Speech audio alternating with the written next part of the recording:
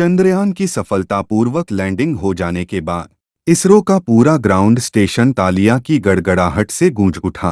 इसरो ने वह कारनामा कर दिखाया जिसे पूरा दुनिया मानती थी नामुमकिन। चांद से आई कामयाबी की तस्वीर। अब शुरू हुआ मिट्टी से लेकर एलियन तक की खोज का महाप्रयोग।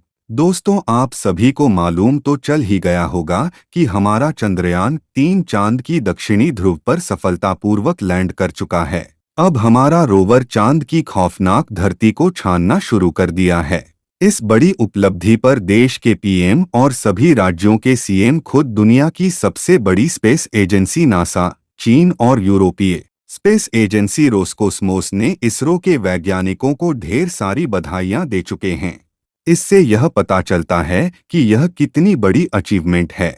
और अब सभी इस कामयाबी को लेकर इतने ज्यादा खुश और उत्साहित क्यों हैं? लेकिन हम आपको बता दें कि इस मिशन को अभी पूरा नहीं किया गया है। अब आगे चंद्रयान 3 मिशन को पूरा करने के लिए और क्या क्या करेगा, यह सक्सेस हमारे देश के लिए इतना महत्वपूर्ण क्यों है, और साइकिल पर रॉकेट होने से लेकर चांद पर इसरो का यह सफर कितना बेमिसाल रहा है, आइए इन सभी के बारे में जानते हैं। दोस्तों, इसरो के वैज्ञानिकों ने जैसा प्लान किया था उसी हिसाब से चलते हुए हमारा चंद्रयान 3 चांद के दक्षिणी ध्रुव पर सफलतापूर्वक लैंड कर चुका है। हमारे विक्रम लैंडर ने 23 अगस्त की शाम 6:04 पर सॉफ्ट लैंडिंग किया और करोड़ों लोगों ने इस दृश्य को लाइव भी देखा। इस दौरान हमारे देश के प्रधानमंत्री नरेंद्र मोदी वीडियो कॉल के जरिए वैज्ञानिकों के साथ जुड़े और मिशन के सक्सेसफुल होते ही इसरो के चीफ एस सोमनाथ से उन्होंने बात की थी। सभी वैज्ञानिकों की उनकी मेहनत की सराहना भी की।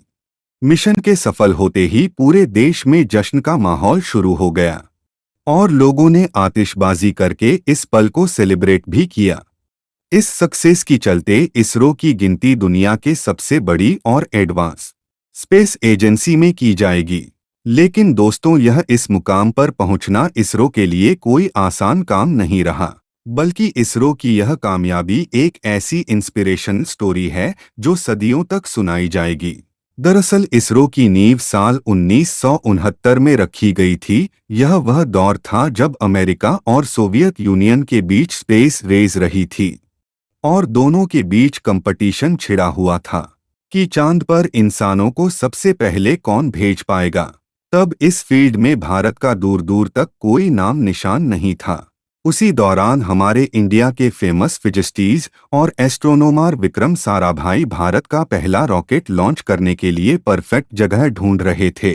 उनके कलीग व हमारे भारत के पूर्व राष्ट्रपति एपीजे अब्दुल कलाम इस काम में उनकी मदद कर रहे थे। ये वो टाइम था जब इसरो के पास एक छोटा सा रॉकेट लॉन्च करने के लिए जमीन तक खाली नहीं थी।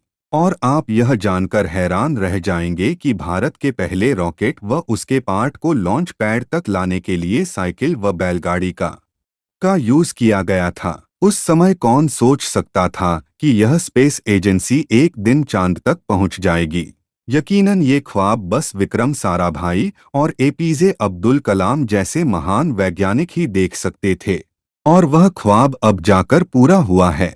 आज चंद्रयान 3 के लैंड करने पर भले ही हमें दुनिया भर से बधाई मिल रही है, लेकिन 4 साल पहले जब हमारा विक्रम लैंडर आखिरी पल में चांद की सतह पर क्रैश हुआ था, तब यही दुनिया हम पर हंसी थी और हमारे वैज्ञानिकों की क्षमताओं पर सवाल उठाए गए थे।